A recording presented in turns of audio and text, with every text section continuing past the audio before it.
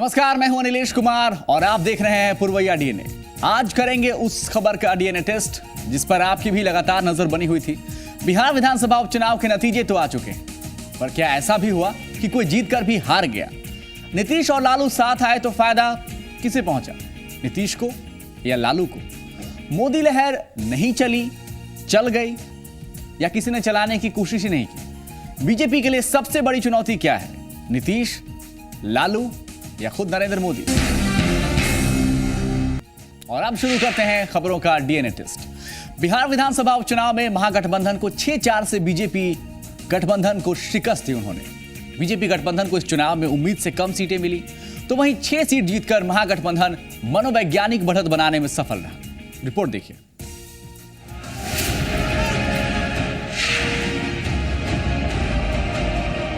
ये जश्न है विधानसभा उपचुनाव में मिली जीत का। बिहार में 10 सीटों पर हुए विधानसभा उपचुनाव में बीजेपी गठबंधन को महागठबंधन ने 6-4 से करारी शिकस्त दे दी। छपरा, मोहिउद्दीन नगर, राजनगर, जाले, परबत्ता और भागलपुर सीट पर महागठबंधन उम्मीदवारों ने जीत का परचम लहराया, तो मोहनिया, हाजीपुर, बांका और नरकटियागंज सीट पर बीजेपी को कामयाबी मिली। आइए एक नजर डालते हैं कहां से किसको कितने मतों से सफलता मिली। हाजीपुर से बीजेपी के अवधेश सिंह 6,363 वोट से जीते। मोहनिया से बीजेपी के निरंजन राम 19,489 वोट से जीते। बांका से बीजेपी के राम नारायण मंडल 711 वोट से जीते।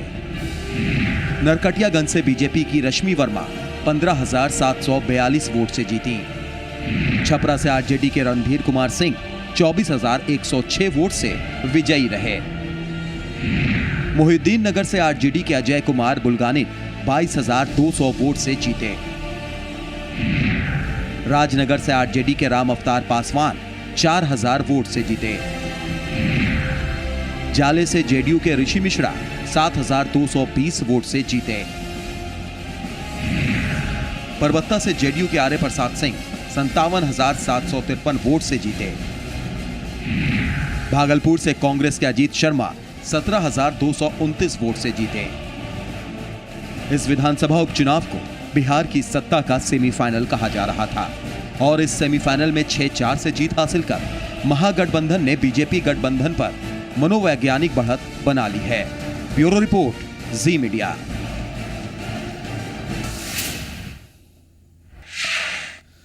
विधानसभा उपचुनाव के नतीजे को कांग्रेस, जेडीयू, आरजेडी महागठबंधन जिसे कहते हैं बड़ी सफलता मान रही है, तो वहीं बीजेपी गठबंधन इस हार को कोई बड़ी हार नहीं मानते। और हम सबसे पहले बात करते हैं महागठबंधन की, इसे क्यों बड़ी जीत मानता है महागठबंधन। याद कीजिए लोकसभा चुनाव, बिहार की 40 सीटों में से 31 सीट पर एनडीए को सफलता मिली थी। कांग्रेस आरजेडी गठबंधन को 6 सीटें मिली, जिसमें 4 सीट आरजेडी और 2 सीट कांग्रेस की थी। 2 सीट पर जेडीयू प्रत्याशी जीते, यानी वर्तमान के महागठबंधन को लोकसभा चुनाव में 8 सीटें मिली। लोकसभा चुनाव के बाद बिहार में बीजेपी की बढ़ती ताकत को रोकने के लिए आरजेडी, जेडीयू और कांग्रेस एक हुए और इस विधानसभा उपचुनाव को इस गठबंधन का लिटमस टेस्ट कहा गया। 10 में से 6 सीट जीतकर महागठबंधन ने बीजेपी गठबंधन पर कह सकते हैं एक साइकोलॉजिकल प्रेशर तो बना ही दिया है और यही बढ़त महागठबंधन के लिए बड़ी बात है। लेकिन महागठबंधन के नेता 6-4 से मुकाबला जीतकर जितना इतरा रहे हैं, उसके पीछे बीजेपी से 2 सीट ज्यादा जीतने के अलावा इतराने की कोई दूसरी बड़ी वजह नहीं है। यह हम इसलिए कह रहे हैं क्योंकि 20 साल पुरानी दुश्मनी को भुलाकर लालू और नीतीश एक हुए। जब एक हुए तो महागठबंधन की ओर से यह तर्क दिया गया था और याद कीजिए यह कहा गया था कि तीनों मिलकर बीजेपी का खाता भी नहीं खोलने देंगे। इसके लिए इन लोगों ने लोकसभा चुनाव का उदाहरण भी दिया था और यह भी कहा था कि आरजेडी, कांग्रेस और जेडीयू तीनों को लोकसभा चुनाव में 45% वोट मिले थे, यानी जब काउंट कर रहे थे तीनों के अलग अलग वोट तो 45% थे। वहीं एनडीए को जो वोट मिले थे लोकसभा चुनाव में 38%, तो जो 7% ज्यादा थी। और यही लॉजिक, यही तर्क देने के बाद अब जब परिणाम आए हैं तो फाइनल तस्वीर बनी है वो महागठबंधन के दावे के अनुसार बहुत उत्साहवर्धक नहीं है। अब जरा परिणामों पर गौर फरमा लेते हैं, रिजल्ट देख लेते हैं। जिन 10 सीटों पर चुनाव हुए उसमें से 6 सीटों पर साल 2010 में बीजेपी का कब्जा था, 3 पर आरजेडी का और 1 पर जेडीयू का। यानी महागठबंधन को 2 सीटों का फायदा हुआ और बीजेपी को 2 का नुकसान हुआ। स्थिति क्या कहती है? विधानसभा उपचुनाव महागठबंधन के लिए एक लिटमस टेस्ट से कम नहीं था।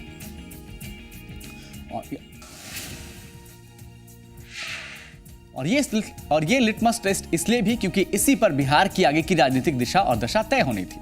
तो इस टेस्ट में महागठबंधन पूरी तरह से तो नहीं, लेकिन काफी हद तक सफल रहा। बिहार में महागठबंधन को मिली सफलता के बाद अब राष्ट्रीय स्तर पर इस तरह के गठबंधन की बात उठने लगी है। यानी बीजेपी को रोकने के लिए राष्ट्रीय स्तर पर जो तमाम पार्टियां हैं, क्या एक हो पाएंगी? इस पर बड़ा सवाल अभी भी बना हुआ है। छोटा सा ब्रेक ले रहे हैं, हाजिर होते हैं।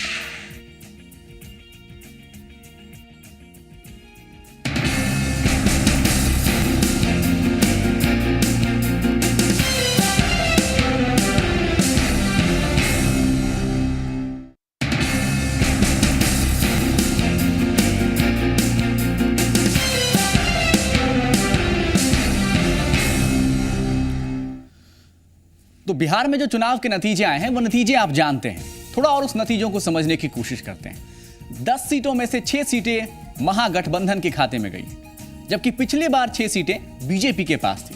तो क्या नीतीश बीजेपी को चुनौती देने में सफल हो गए, या कहीं इस जीत के बाद भी नीतीश कमजोर साबित हो? बीजेपी क्या वाकई मजबूत थी, या वो हमेशा ही लालू और नीतीश के पीछे रही? आइए इस बात को थोड़ा समझने की कोशिश करते हैं। विधानसभा चुनाव याद कीजिए, 2010 चुनाव के नतीजे एनडीए के पक्ष में थे, पर क्या नतीजे बीजेपी के पक्ष में थे? इसका जवाब वोट शेयर से समझा जा सकता है। आंकड़े कहते हैं कि जेडीयू को 22.61% वोट मिले थे। ये 2010 की हम बात कर रहे हैं, विधानसभा चुनाव। आरजेडी को 18.84% वोट मिले थे और बीजेपी को सिर्फ 16.46%। यानी बीजेपी सत्ता में तो थी, पर वोट शेयर के हिसाब से देखें तो स्थान 3 पर थी, यानी तीसरे नंबर पर बीजेपी। तो क्या यह भी मान लिया जाए कि इस उपचुनाव में बीजेपी के पास दरअसल खोने के लिए कुछ था ही नहीं, इसलिए बीजेपी स्टाइल ऑफ कैंपेन नहीं दिखा, कोई बड़ा नेता पार्टी की तरफ से मैदान में मजबूती से नहीं दिखा? या फिर यह कहें कि बीजेपी को पहले ही नतीजों का आभास था कि नतीजा लगभग यही होना था, और अगर था तो इस पर पहल क्यों नहीं हुई? क्यों बीजेपी ने उस अंदाज में बीजेपी नजर नहीं आए जिस अंदाज के लिए बीजेपी या मोदी की बीजेपी जाने जाते हैं? थोड़ा समझते हैं। बीजेपी के लिए सबसे बड़ा सवाल क्या है बिहार में? सबसे बड़ा सवाल है नेतृत्व का। एक तरफ नीतीश कुमार हैं, लालू प्रसाद यादव हैं, तो बीजेपी के पास कौन है? सुशील मोदी। पर सुशील मोदी के नाम पर तो सीपी ठाकुर ऐतराज जता चुके हैं। गिरिराज सिंह ने लोकसभा चुनाव के दौरान खुले रूप से विरोध का बिगुल बजा दिया था। तो 10 सीटों से मोदी दूरी क्यों बनाकर रखते हैं? कहीं ये तो नहीं कि किसी एक का नाम उछालने से पार्टी के कई नेता सीट से उछलकर सड़क पर आ जाएंगे? और सबसे महत्वपूर्ण बात यह कि जिस तरह लालू, नीतीश और उनकी गठबंधन की ताकत आंकने के लिए 10 सीटों पर दोनों साथ आए, ठीक उसी तरह अमित शाह 10 सीटों पर बिहार बीजेपी की ताकत को परखना तो नहीं चाह रहे थे, क्योंकि शाह की परीक्षा और शाह की असली परीक्षा बिहार विधानसभा चुनाव 2015 होगी। बीजेपी के नेता 10 सीटों से आगे देख रहे हैं और देखते हुए दिखाई भी दे रहे हैं। नजर 2015 पर नीतीश की नजर कहां है? क्या पिछड़ों और दलित की बात करने वाले नीतीश और लालू के साथ पिछड़े गए इस चुनाव में, या मोदी के पिछड़ा होने की गूंज अभी भी सुनाई दे रही है? नतीजे कहते हैं कि बीजेपी में जीतने वाले 4 में से 3 प्रत्याशी पिछड़े जाति के हैं। और इस सबसे अहम बात, दिलचस्प बात यह भी कि महागठबंधन को जो जीत मिली है बिहार में, 6 सीटों पर उनकी जीत हुई है और 6 में से स्थिति देखिए आप, 3 सीटों पर अगड़ी जाति के उम्मीदवार जीते।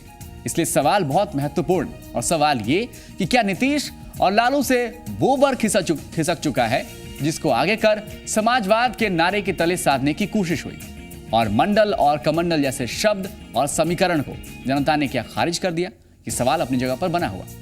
पर सबसे बड़ा सवाल बीजेपी को लेकर है कि कर्नाटका में येदियुरप्पा की वापसी के बावजूद पार्टी हारी, पंजाब में कांग्रेस बराबर पर रही, और मध्य प्रदेश में जीत तो मिली और कांग्रेस भी जीती।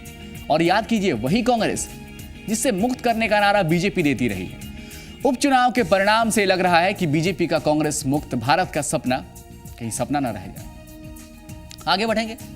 2015 के फैसले और 2015 के फैसले से पहले जनता ने उपचुनाव में अपना एक फैसला दिया। किसके बीच फासले की तस्दीक कर रही है, ये पूरा का पूरा नतीजा क्या कहना चाह रहा है, ये जानना बेहद दिलचस्प हो चुका है। हालांकि एक हकीकत यह भी है कि लालू और नीतीश की दोस्ती पर मुहर लग गई, लेकिन इस फैसले का नतीजा महागठबंधन के अंदर लालू और नीतीश नाम के दो विरोधी तबकों को जन्म भी देने जा रहा है। देखिए, सांस लेने का मिल गया मौका, लेकिन दम दिखेगा किसका, लालू या नीतीश?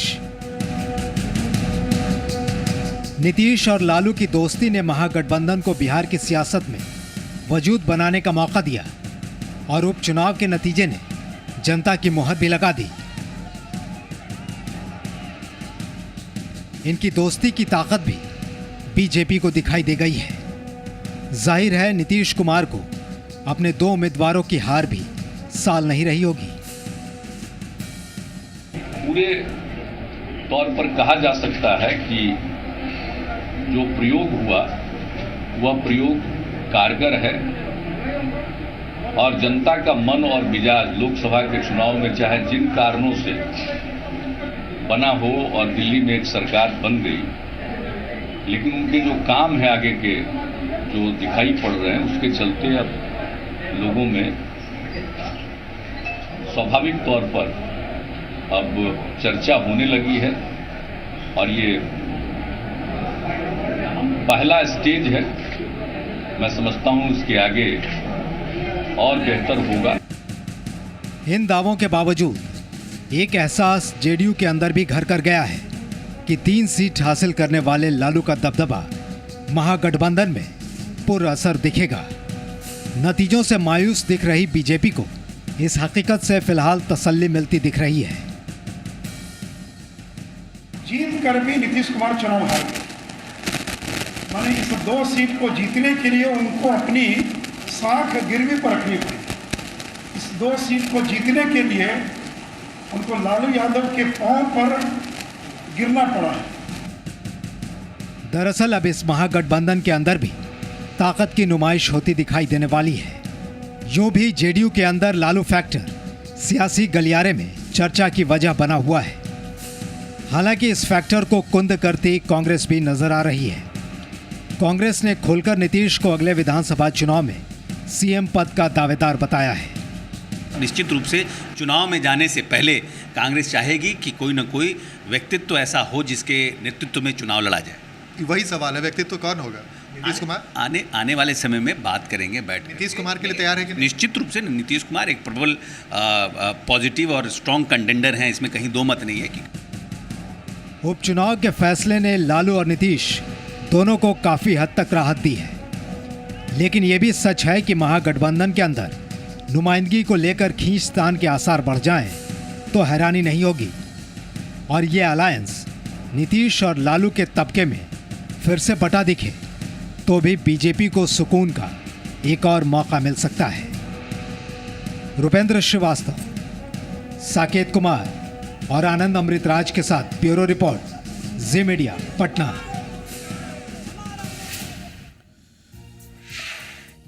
उपचुनाव के फैसले से लालू और नीतीश को निश्चित तौर पर सुकून मिला होगा। दोनों को नरेंद्र मोदी की खिलाफत का अपने पक्ष में असर दिखाई दे रहा होगा। जाहिर है 20 साल के बाद दोस्ती की बुनियाद अगर मोदी विरोधी है और लोकसभा चुनाव में दोनों को मात मिली है तो इस फैसले से एक मौका बिहार के दोनों सियासी दिग्गजों को तो मिल गया। बीजेपी विरोधी अभियान को और ताकत मिली। उपचुनाव से पहले लालू और नीतीश ने कई बार कहा कि उनका मोर्चा बीजेपी के खिलाफ एकमात्र विकल्प है और इस विकल्प में उन्होंने ममता से लेकर मायावती और मुलायम तक को शामिल करने का न्योता भी भेजा।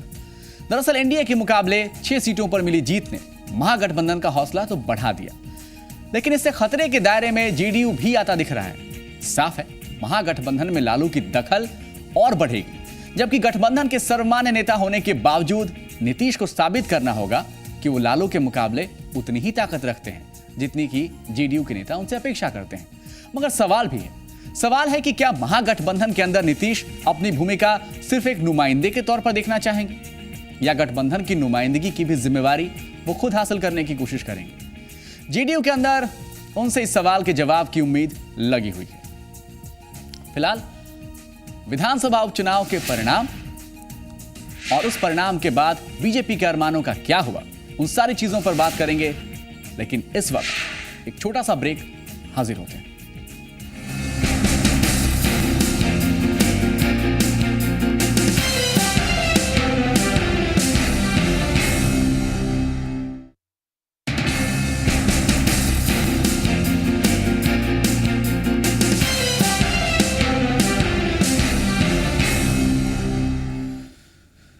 विधानसभा उपचुनाव के परिणाम के बाद बीजेपी के अरमानों पर पानी फिर गया। वो लोकसभा चुनाव वाली सफलता नहीं दोहरा पाई, लेकिन इसके बाद भी वो इस हार को खुले दिल से स्वीकार करने को तैयार नहीं है। उसकी सहयोगी पार्टी आरएलएसपी ने यह कहकर बीजेपी की मुश्किल को और भी बढ़ा दिया कि 10 में से एक भी सीट नहीं देने का खामियाजा हार के रूप में उसे भुगतना पड़ा। यानी बीजेपी के सहयोगी उनके विरोध में कहीं ना कहीं खड़े हो गए। उपचुनाव में बीजेपी अपनी 6 सीट नहीं बचा पाई और जिन 10 सीटों पर विधानसभा उपचुनाव नतीजों से बीजेपी को बड़ा झटका लगा है। उसके दावे खोखले साबित हुए और उम्मीदों पर पानी फिर गया। नतीजों ने बीजेपी के नेताओं के चेहरे की रंगत उड़ा दी है। बीजेपी नेताओं को लग रहा था कि इस बार भी लोकसभा चुनाव की तरह मोदी के नाम का जादू चल जाएगा और सबसे ज्यादा सीट उसकी झोली में आएगी। लेकिन जनता ने उसे ज्यादा देने की जगह उसके खाते से 2 सीटें कम कर दी। जाहिर तौर पर महागठबंधन से मिली हार के बाद वो हाथ मल रही है, लेकिन हार मानने को तैयार कतई नहीं। लालू जी जो बार-बार मंडलवाद की चर्चा करते थे, मंडलवाद का कोई असर बिहार के उपचुनाव पर हमें दिखाई नहीं पड़ा। जैसा मैंने कहा आपसे कि ना तो मंडलवाद का असर दिखाई पड़ा, ना कोई लोकसभा चुनाव से इसकी तुलना हो सकती है। शुद्ध रूप से ये विधानसभा उपचुनाव स्थानीय मुद्दों पर सिमट कर आ गया है, उसके कारण चुनाव परिणाम आए। बीजेपी विरोधियों की मुस्कान को नादान सोच बता रही है, लेकिन नतीजों से बीजेपी गठबंधन में घमासान भी दिखाई देने लगा है। आरएलएसपी नेता उपेंद्र कुशवाहा ने कहा है कि हमारे उम्मीदवार को लड़ाया तो विरोधी आज हंसने की जगह रो रहे होते। उन्होंने नतीजों के लिए केंद्र में बिहार से एक भी भूमिहार सांसद को मंत्री नहीं बनाए जाने को भी बड़ी वजह बताई। केंद्रीय मंत्री परिषद में बिहार से किसी भूमिहार नेता को शामिल नहीं किया गया। इसका असर लोगों के ऊपर हुआ है। राष्ट्रीय लोक समता पार्टी का प्रतिनिधित्व नहीं होना इन 10 सीटों पर, इस कारण से भी गलत मैसेज लोगों में गया और भले लोगों ने पहले इस बात का प्रदर्शन नहीं किया, लेकिन चुनाव में इसका असर दिखा। जाहिर है बीजेपी को विधानसभा चुनाव के लिए अब संगठन और एजेंडे के साथ साथ गठबंधन पर भी सोच विचार करना होगा। ब्यूरो रिपोर्ट के साथ साकेत कुमार, जी मीडिया, पटना। तो उपचुनाव में बीजेपी अपनी 6 सीटें नहीं बचा पाई, यानी जो सीटें उसके पास थी वो नहीं बचा पाई। जिन 10 सीटों पर उपचुनाव हुए थे लोकसभा चुनाव में, 10 सीटों में से 9 पर बीजेपी गठबंधन को बढ़त मिली थी। सिर्फ मोहनिया सीट एक ऐसी सीट थी जहां बीजेपी गठबंधन पिछड़ा था। अब सवाल ये कि क्या 100 दिन के अंदर ही बिहार में मोदी का जादू खत्म हो गया? बिहार विधानसभा उपचुनाव प्रचार के दौरान बिहार बीजेपी के नेता ये मान रहे थे कि एक बार फिर मोदी का मैजिक चलेगा और महागठबंधन का सफाया हो जाएगा, लेकिन हुआ ठीक उल्टा। बीजेपी को इस उपचुनाव के नतीजों के बाद 2 सीट का नुकसान हुआ, वहीं महागठबंधन को 2 सीट का फायदा हुआ। हार के बाद बीजेपी आत्ममंथन और समीक्षा की बात कह रही है और उसके सहयोगी आरएलएसपी के अध्यक्ष और केंद्रीय मंत्री उपेंद्र कुशवाहा हार की वजह खुद की पार्टी की उपेक्षा बता रहे हैं। उनका कहना है कि उपचुनाव में आरएलएसपी को एक भी सीट नहीं मिली, जनता में गलत संदेश गया और नतीजा सबके सामने। यही नहीं, उन्होंने ये भी कहा कि बिहार में एक खास जाति, भूमिहार जाति के एक भी नेता को केंद्रीय मंत्रिमंडल में शामिल नहीं करने का परिणाम भी भुगतना पड़ा। अब सवाल ये कि क्या हार के बाद एनडीए में दरार पड़ेगी या बीजेपी उपेंद्र कुशवाहा की बात को गंभीरता से लेगी और सुधार भी करेगी? ये तमाम सवाल अपनी जगह पर गठबंधन को लेकर बने हुए हैं, लेकिन इतना तय है कि ये भी एक चुनाव है जिसे आप याद रखेंगे उन चुनावों में से जो बिना किसी मुद्दे, बिना जनता के सरोकार के लड़ा भी गया और जीता भी गया। आज का डीएनए देखने के लिए बहुत बहुत शुक्रिया। देखते रहिए जी पुरवैया।